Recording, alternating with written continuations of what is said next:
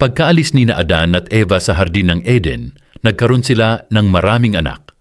Ang panganay nilang si Cain ay naging magsasaka, at ang ikalawang anak na si Abel ay naging tagapag-alaga ng hayop. Isang araw, naghandog sina Cain at Abel kay Jehova. Alam mo ba ang ibig sabihin ng handog?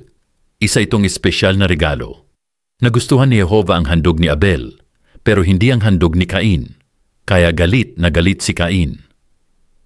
Pinagsabihan ni Jehova si Cain kasi baka makagawa ito ng masama dahil sa galit, pero hindi nakinig si Cain.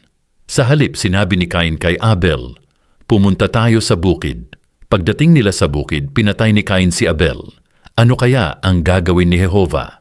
Pinarusahan ni Jehova si Cain. Pinalayas niya si Cain at hindi na pinayagang makabalik sa pamilya nito. Ano ang aral? Baka magalit tayo kapag hindi nasunod ang gusto natin.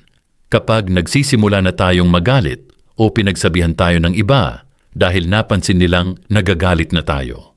Dapat natin itong kontrolin agad para hindi tayo makagawa ng masama. Dahil mahal ni Abel si Jehova at ginawa niya ang tama, hindi siya malilimutan ni Jehova.